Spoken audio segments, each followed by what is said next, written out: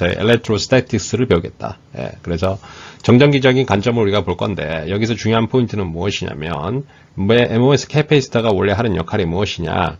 기본적으로 이것들은 전압을 우리가 걸어주게 됨으로써 실리콘 쪽에 있는 차지를 모듈레이션 합니다. 그래서 주로는 실리콘 표면에 있는 전하량들의 변화를 게이트를 이용해 가지고 유발을 시킨다라는 부분이 이제 굉장히 중요한 것이고요. 그래서 그것들을 우리가 하기 위해서는 몇 가지 필요한 데피니션들을 특히 실리콘의 밴드 다이그램, 밴드 구조에서의 데피니션들을 면밀하게 공부할 필요가 있습니다. 그래서 지금부터는 좀 집중을 해주시고 이게 이제 나중에 트랜지스터 쪽에서도 캐패시터에 관계되어 있는 이런 파라미터들과 엘렉트로스태틱스가 모두 활용이 되기 때문에 캐패시터가 제대로 이해되지 않으면 여러분이 트랜지스터를 이해하기는 거의 불가능합니다. 그래서 이 부분은 굉장히 좀 깊이 있게 신경을 쓰시는 것이 좋겠다. 자, 우리가 첫 번째로 이 모스 캐패시터 구조를 배울 때 알아야 될 파라미터가 바로 벌크 세미컨덕터 포텐셜, 파이 F라고 알려져 있는 요 값입니다. 예. 자, 파이 F가 무엇을 얘기하는 거냐면 일단 여기 밴 다이그램부터 먼저 보게 되면은 자, 밴드갭 내에 컨덕션 밴드, 밸런스 밴드와 인트린식 레벨이 있는데 우리가 P타입과 N타입에 따라서 페르미 레벨은 다르죠. 다른 상황에서 인트린식 레벨과 페르미 레벨 사이에 에너지 크기를 표현하는 것이 바로 세미컨덕터 벌크 세미컨덕터 포텐셜 파이 F입니다. 그래서 이거는 포텐셜이기 때문에 앞에 전하량을 붙여야지 에너지가 나오죠. 그래서 P타입인 경우에는 Q 파이 F 이렇게 나올 것이고 그 다음에 이게 이제 정의 자체가 EI에서 EF를 뺀 것이기 때문에 이 값을 뺀 것이기 때문에 여기서는 EI-EF가 이렇게 나올 것이고요. 그 다음에 이제 N타입 쪽에서는 페르미 랩이 상부에 있습니다. 그렇게 돼서 E-EF는 이렇게 나올 것이다. 이렇게 됩니다. 그죠? 그래서 각각의 이제 에너지가 이렇게 된다는 것을 이해할 수가 있고, 예를 들어서 이제 N타입부터 먼저 한번 보겠습니다. N타입부터 먼저 보게 되면은 이 EF와 이 인트린식 레벨 간의 그 상호 관계를 표현할 수 있는 포텐셜과의 관계식은 우리가 이미 앞에서 봤다시피 차지 덴시티 관점을 표현할 때 N은 NI의 익스포넨셜에 KT EF-EI로 우리가 이미 이거는 알고 있고요. 자, 이것을 식을 변형을 해보겠다. 자, 그러면 우리가 도핑한 상태이기 때문에 이거는 ND하고 프리 일렉트론은 거의 동일할 것이고, 그 다음에 이 식을 이용하게 되면은 위에 있는 익스포넨셜 그 벌크 포텐셜을 이용하게 되면은 요거는 어떻게 쓸 수 있냐면 KT의 EF-E는 마이너스 Q 파이 F로 쓸 수 있다. 이렇게 됩니다. 그죠? 자, 여기서 파이 F는 이제 양의 값을 얘기하는 것이고, 이렇게 되면은 이제, 마이너스 EF-EI가 마이너스 QF로 표현이 될 것이고요. 자, 이거를 변형을 하게 되면은, 우리가 파이 F는, 여기서 이제 변형을 하게 되면, 파이 F는, 여기 있네요. 자, 요 식을 가지고 우리가 파이 F에 대해서 정리를 하게 되면, 요 식이 탄생을 하게 된다. 파이 F는 마이너스 Q분의 KT의 ln의 NI분의 ND 이렇게 되고 그 값은 0보다 작은 값이 된다. 적은 마이너스 값이 나온다는 거죠. 그래서 여기 보면은 절대값을 씌워놨습니다. 그죠? 절대값을 씌워놨다. 자, 그래서 파이 F는 이제 포텐셜이기 때문에 저 에너지 차이에서는 에너지 차이적으로 볼 때는 이제 E-EF는 양의 값이지만 포텐셜은 이제 마이너스 값이 부가 붙기 때문에 차지가 마이너스 전자에 대한 것이라서 이게 마이너스 값이 나왔다는 거 잘 보시고, 자, 이렇게 우리가 이제 값을 쓸 수가 있다는 거죠. 자, 이거 똑같이 하게 되면은 P 타입 쪽에서도 이러한 벌크 세미컨덕터 포텐셜은 Q분의 KT ln의 NI분의 NA. 이 경우는 이제 상대적으로 큰 거죠. 왜냐면 지금 인트린식 레벨과 페르미 레벨이 서로 크기가 반대되기 때문에 이거는 양의 값이 나오고 이거는 음의 값이 나옵니다. 자, 그리고 결과적으로 그 포텐셜의 인트린식 레벨과 페르미 레벨의 에너지 차이는 우리가 도핑 레벨에 따라서 결정이 되는 걸 알 수 있다. 결과적으로 그러니까 페르미 레벨의 위치가 변하기 때문에 그렇죠, 그죠? NA와 ND를 바꿈에 따라서 파이 F가 변한다. 자, 이게 왜 중요하냐? 나중에 우리가 트랜지스터를 하게 되면 소위 말하는 인버전 특성을 우리가 이해를 해야 되는데, 인버전 특성을 얘기하는 기준점이 바로 페르미 레벨과 인트린식 레벨의 에너지 차이인 이 파이 F를 가지고 얘기를 합니다. 이게 이제 나중에 기준이 돼요. 그래서 이 값을 일단 뭔지를 알아야 이거 가지고 우리가 이제 트랜지스터 특성을 설명할 수 있어요. 그래서 요거는 여러분이 잘 이게 숙지를 하시고 앞으로 진행을 하면 좋겠습니다. 자, 그리고 이제 여기서 볼테이지 드랍에 대해서 우리가 배우는데 이것 또한 중요합니다. 이제 MOS 시스템에서 캐패시터에서 우리가 전압을 걸어주게 되면 전압을 거는 거는 이제 그 게이트 쪽이죠. 게이트 메탈 쪽에 전압을 걸어준다. 그래서 외부에서 걸어주는 전압이 VG인데 이것이 실제로 우리 MOS 스트럭처에서 어떤 식으로 이 전압이 인가가 되느냐. 이제 걸어준 전압이 결과적으로 내부의 MOS 스트럭처에서 나눠지게 되거든요. 예, 그 전압들을 표현하는 식입니다. 자, 보시다시피 게이트 전압은 우리가 걸어준 전압, 외부에서 걸어준 전압이 플랫 밴드 볼테이지 플러스 악사이드에 있는 악사이드 볼테이지 플러스 반도체에 있는 파이 S로 걸리게 됩니다. 예, 그렇죠. 자, 이 세 가지를 각각을 한번 보겠습니다. 자, 플랫 밴드 볼테이지는 앞에서 말한 바와 같이 우리가 밴드를 모두 플랫하게 만들어준 데 필요한 볼테이지라 그랬고, 그것은 메탈과 반도체의 웍 펑션 차이와 같다. 그래서 QVFB는 파이 MS. 그리고 이거는 파이 M 마이너스 파이 S로 표현할 수 있다고 말씀드렸고, 자, 그래서 일단은 플랫 밴드 볼테이지에 들어가는 전압이 여기 더해지고, 그 다음 더해지는 것은 악사이드 볼테이지. 그래서 볼테이지 드랍 across the oxide. 악사이드가 우리가 밴딩이 일어나는 걸 봤잖아요. 자, 이런 그 전압이 실제로 악사이드에 걸릴 때의 전압이다. 그래서 VOX는 악사이드에서 밴딩이 일어나는 토탈 어마운트를 얘기하는 것이다. 자, 그 다음에 반도체도 전압이 걸리겠죠. 그래서 반도체에 걸리는 전압은 파이 S로 표현한다. 파이 S라는 것은 실리콘에 걸리는 전압인데 실리콘의 밴딩을 표현하는 모든 전압의 크기를 표현한다. 자, 이거를 표현하는 값이 바로 Q 파이 S는 벌크 마이너스 서피스의 인트릭스 레벨의 차이를 얘기합니다. 자, 이게 무엇이냐면, 자, 이런 상황이 됐다고 봅시다. 우리가 SiO2가 있고 전압이 어쨌든 걸려 있더라. 그래서 아까 우리가 이제 보다시피 플랫밴드 볼테이지도 얘기를 했지만 실리콘이 이렇게 밴딩이 일어나는 영역이 주로 표면 쪽에 있다고 했죠. 예. 자, 벌크 쪽은 변함 없는 대부분이 이제 코전 뉴트럴 리전이지만 소위 디플리션 영역에 해당이 되는 어느 정도 영역에서는 밴딩이 발생한다. 자, 그러면 이때 우리가 인트릭스 레벨 밴드갭의 중앙에 있는 인트릭스 레벨로 똑같이 이러한 밴딩 구조를 따라가야 된다. 이렇게 됩니다. 자, 그러면 우리가 인트릭스 레벨이 위치에 따라서 변하니까 우리가 크게 두 가지를 생각해 볼 수가 있고, 벌크 쪽에서의 인트릭스 레벨을 우리가 이렇게 쓰고요. 그 다음에 표면을 보시게 되면 이제 밴딩이 발생하고 난 다음에 SiO2와 이제 접합되는 여기 기준 바운드리에서의 인트릭스 레벨이 있겠죠. 이걸 우리가 서피스라고 합니다. 자, 보다시피 벌크의 인트릭스 레벨과 서피스의 인트릭스 레벨은 이 실리콘의 밴딩을 그대로 따라가고 있고요. 이 차이가 발생할 것이다. 그래서 벌크에서 서피스의 인트릭스 레벨을 빼줍니다. 자, 이것이 바로 우리가 얘기하는 실리콘에서의 밴딩을 표현하는 식이 되겠습니다. 예, 그죠? 사실은 컨덕션 밴드나 밸런스 밴드 모두 똑같이 떨어지는데 우리가 인트릭스 레벨을 기준으로 해가지고 모든 걸 설명하기 때문에 나중에 인트릭스 레벨을 가지고 표현을 한다. 그래서 파이 S는 바로 이것에 해당이 되는 그러한 전압이 되겠다라고 이해하시면 되겠습니다. 자, 그래서 이 세 가지 컴포넌트, 플랫 밴드 볼테이지와 악사이드 볼테이지, 그 다음에 서피스 포텐셜 세 가지를 모두 더한 것이 결과적으로 우리가 걸어준 전압에 나눠지는 그러한 볼테이지가 되겠다. 예, 이것도 매우 중요합니다. 자, 예를 들어서 우리가 게이트를 플랫 밴드 볼테이지만큼 준다. 그러면 여기다 이제 줬단 말이죠. 자, 이러한 상황에서는 이 두 개가 같기 때문에 이 값이 0이 돼버리고 악사이드나 서피스 포텐셜 모두 0이 돼버린다. 그죠? 예. 그렇기 때문에 밴딩이 모든 영역에 전혀 없습니다. 전압이 걸리지를 않는다는 거죠. 그렇기 때문에 이 조건이 바로 뭡니까?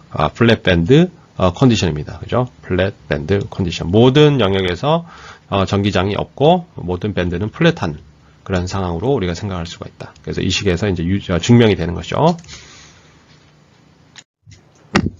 자, 그럼 이제 전압을 걸어주는 상황에서 밴드 다이그램의 변화를 한번 쭉 살펴보겠습니다. 자, 그래서 일단은 이 MOS 캐패시터에서 우리가 평형 상태를 계속 얘기를 했는데, 이제부터 본격적으로 이제 게이트 전압을 인가를 하면서 캐패시터의 구조를 변화를 시켜보겠다.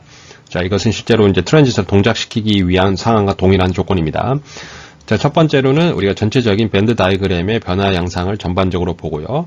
그 다음에 크게 세 가지의 영역이 나오는데, 세 가지의 동작 모드가 있는데, 그 모드에 대해서 각각이 차지들의 변화는 어떤 변화가 유발되는지를 보면서 정리를 하도록 하겠습니다. 자, 첫 번째로 자, 우리가 게이트 전압을 이제 바꿔주는 상황으로 한번 가보자.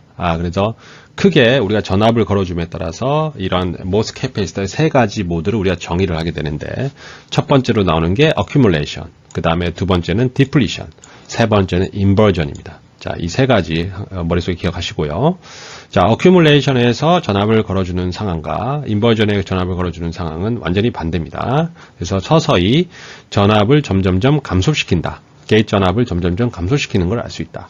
자, 일단 우리가 accumulation에서의 조건을 보게 되면은 게이트 전압이 플랫밴드 볼테이지보다 더 크게 걸어주게 됩니다.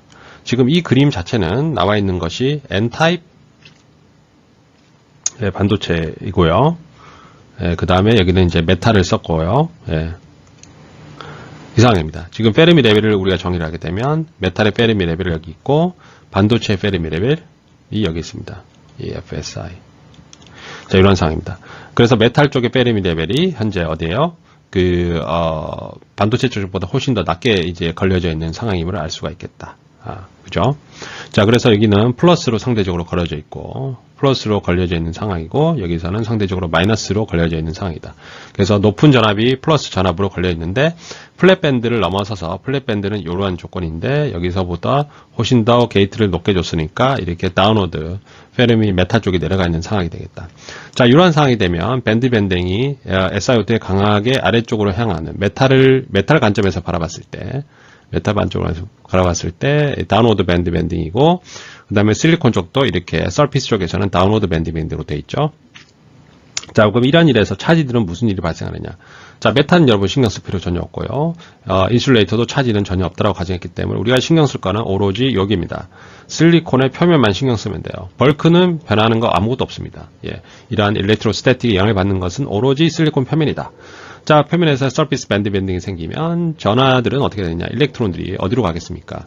여기는 N타입인데 머저리티 캐리어들이 일렉트론이고 얘네들이 다 표면으로 가겠죠? 이렇게 몰립니다. 왜냐면은 이 벌크 쪽에서는 얘네들이 일렉트릭 필드가 없기 때문에 랜덤 모션을 하고 있다가 표면 쪽으로 혹시나 가게 되면 확률적으로 얘네들이 전기장이 있음을 알게 되고 표면으로 이렇게 몰려드는 상황이 되죠.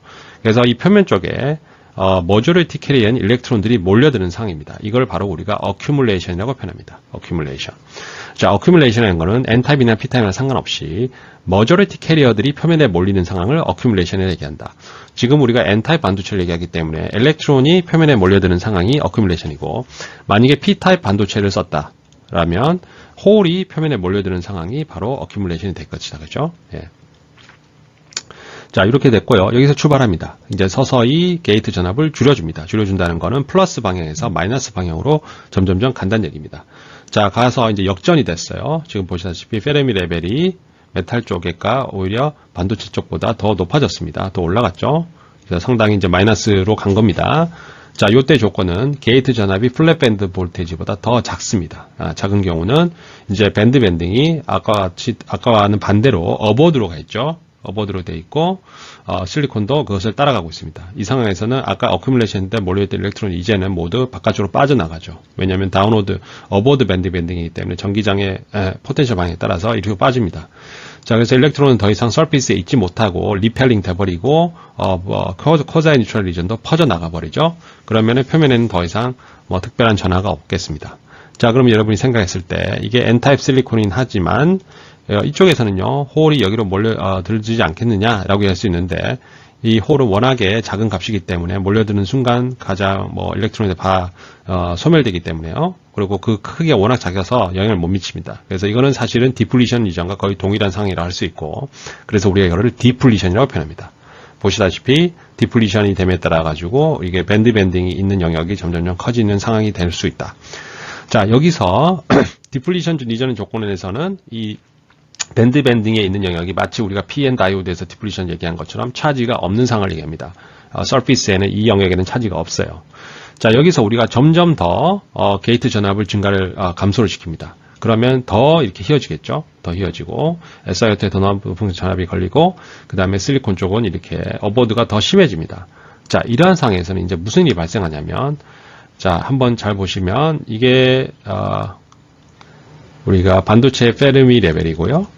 그 다음에 여기 점선으로 표현된 게 이 반도체 인트린식 레벨인데, 디플리션 이전을 잘 보시면 이 실리콘 SiO2와 접한 면에서 페르미 레벨과 인트린스 레벨이 서로 만납니다. 그죠? 요 지점에서 보시게 되면 페르미 레벨이 실리콘에 있는 페르미 레벨이 결과적으로 인트린스 레벨과 만나는 지점이 됩니다. 예.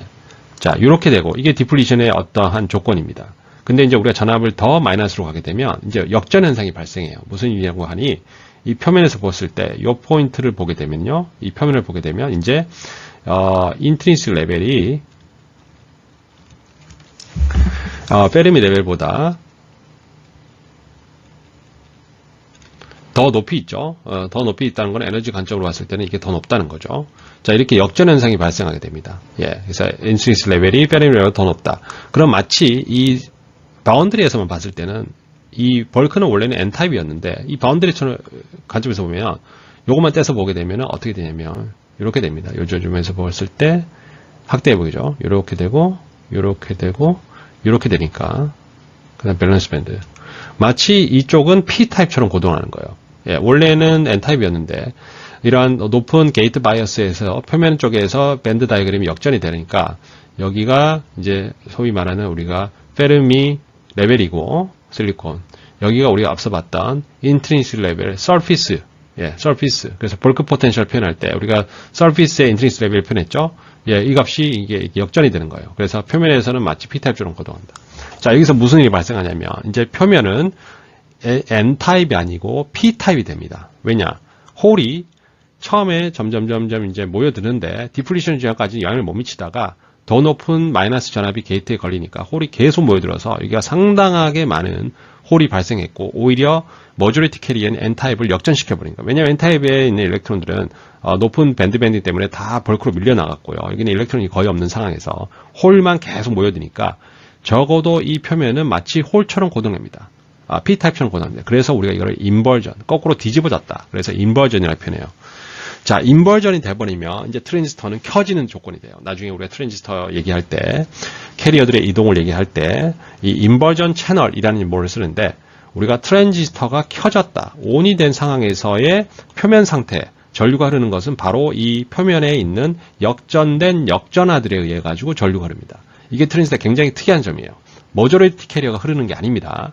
머저리티가 캐리어가 아닌 원래는 마이너리티 캐리어였던 애들을 역으로 표면으로 모아서 걔를 전류를 잘 통하게 채널을 만들어줍니다. 그게 바로 트랜지스터의 인버전 채널이라는 거고 그것이 되기 위한 조건으로서 우리가 게이트 전압이 이제 새로운 값이 나오는데 그것이 바로 threshold 볼테이지라는 전압이 나와요.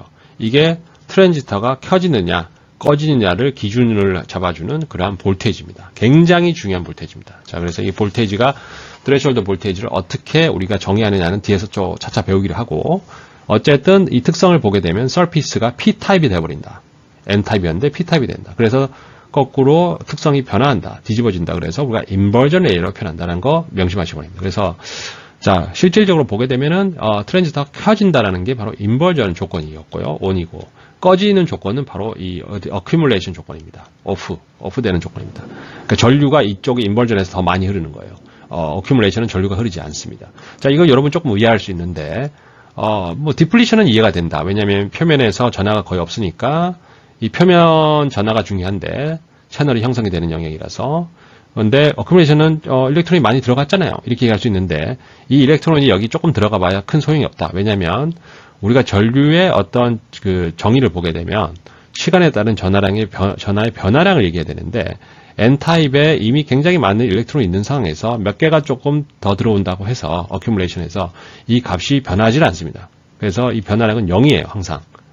이미 굉장히 많은 것에 조금 들어와야 변화량이 없기 때문에. 그래서 어큐뮬레이션은 트랜지스터가 동작하는 모드가 아니고 꺼져 있는 모드고 오히려 켜지는 모드는 이 변화량이 극대화되는 인버전에서 트랜지스터가 켜진다라고 이해를 하시면 딱 좋겠습니다. 자, 더 나아가서 실제로 우리가 이렇게 살펴본 밴드 다이그램에서 차지들의 그러면은 거동은 어떻게 됐냐. 자, 우리가 고려해야 될 현재 MOS에서의 차지 거동은 메탈 쪽의 차지, 그 다음에 반도체 쪽의 차지가 있겠습니다. 그래서 메탈 쪽의 차지는 뭐 사실은 소위 state of charge라고 그래서 워낙에 메탈의 프리 캐리어가 많기 때문에 반도체처럼 뭐 이렇게 디플리션 이전이 생기거나 하지 않고 오로지 완전 표면에서만 거동하기 때문에 실제로 여기서 보이는 거는 거의 그 표면에 원자 수준의 표면에만 캐리어들의 변화가 유발된다. 이렇게 이해하시면 되겠어요. 그래서 우리가 실제 밴드 다이그램에서는 고려를 하지 않습니다. 그죠? 자, 크게 우리가 네 가지 조건 여기서 얘기를 했고요. 이제 플랫 밴드 볼테이지부터 어큐뮬레이션, 디플리션, 인버전으로 착착합니다. 자, 플랫 밴드 볼테이지는 게이트가 이렇게 걸려있는 상황이라고 그랬고, 모든 플랫이 이렇게 플랫한 상황에서 가는 것이다. 어큐뮬레이션으로 가게 되면 현재 이 그림 같은 경우는 아까와는 다르게 P타입 실리콘입니다. P타입 실리콘이니까 P타입의 머저리티 캐리는 홀이 표면으로 오는 조건이 되려면 게이트 쪽이 마이너스 전압이 상대적으로 메탈에 마이너스 걸려 있어요. 메탈에 마이너스 걸려 있고 이쪽은 상대적으로 플러스가 되겠죠. 자, 그러면 이 상황에서 전하들의 분포는 어떻게 되느냐? 자, 메탈에다 마이너스를 걸었고 그 다음에 반도체 쪽엔 플러스 걸렸으니까 여기 홀이 모인다 그랬죠. 그래서 실리콘 표면에 이렇게 플러스 Q 차지가 모여드는 상황이 되겠다. 이 영역은 매우 좁습니다. 그래서 플러스 Q 차지가 생겨서 이것만큼 해당되는 이거를 상쇄하기 위한 마이너스 차지가 반대로 메탈 쪽에서 이렇게 똑같이 형성이 됩니다. 이게 마이너스 Q입니다. 그래서 이 값은 같고 그래서 전체적으로 이제 이 중성이 유지가 되는 이런 상황으로 가게 되겠다. 플러스가 있으니까 반대 마이너스가 생긴다. 이제 중요한 포인트는 어큐뮬레이션에서는 이런 차지들의 분포 영역은 완전히 거의 원자 수준의 seed of 차지라고 부른다. 예. 볼륨을 가지는 것이 아니고 표면에만 최표면에만 모이는 이런 상황이 된다. 자, 이제 이 경우는 이제 우리가 P타입 실리콘이기 때문에 게이트를 오히려 플러스 방향으로 서서히 게이트를 증가를 시켜주면 이쪽에 페르미 레벨이 메탈이 내려왔고 반대로 실리콘 쪽으로 올라가는 상황이 됩니다.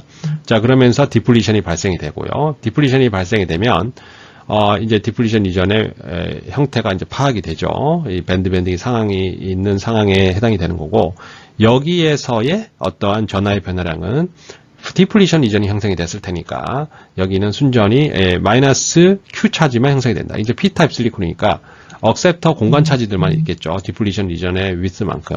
그래서 마이너스 Q가 이렇게 존재하고 요것만큼 메탈 쪽은 오히려 플러스 차지가 이쪽에 유도가 되는 것이다. 그죠? 이 전하의 밸런스를 맞추기 위해서 이러한 상황으로 간다.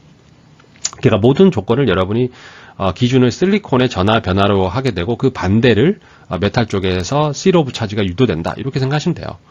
자, 그런데 여기서 중요한 포인트는 뭐냐면 반도체는 디플리션에서 프리 캐리어에 의한 전하량이 아니고 오로지 뭐다? 스페이스 차지다. 예. 그래서 억셉터 이온들에 의한 공간 전하만 있는 거지 일렉트론이나 홀은 없는 상황이에요. 자, 게이트를 전압을 더 증가시키면 드디어 이제 인버전으로 간다. 자, 인버전으로 가면 이 표면 쪽으로 뭐예요? 이 P타입이기 때문에 반대의 마이너리티 캐리어는 일렉트론이 표면으로 몰려들기 시작합니다. 몰려들기 시작해서 이 표면을 채우기 시작하죠. 자, 그러면 기존의 공간 전하에 의해서 생성된 마이너스 Q 전하가 이미 있는데 거기에 표면 쪽에 아주 표면 쪽에 일렉트론이 굉장히 높은 밀도의 일렉트론들이 추가적으로 이렇게 중첩이 되는 상황이 된다. 그죠? 그러면 이 일렉트론에 의한 전하량 마이너스 QE가 있을 거고 그 다음에 기본적인 그 스페이스 차지에서 디플리션에 있던 공간 전하량 그대로 여기 있습니다. 이 두 개를 합친 플러스 값이 메탈에 유도가 돼야지 이것의 전체적인 그 전기장의 그 밸런스가 유지가 되겠죠. 마이너스 Q만큼 플러스 Q가 더 증가된 걸 알 수 있다.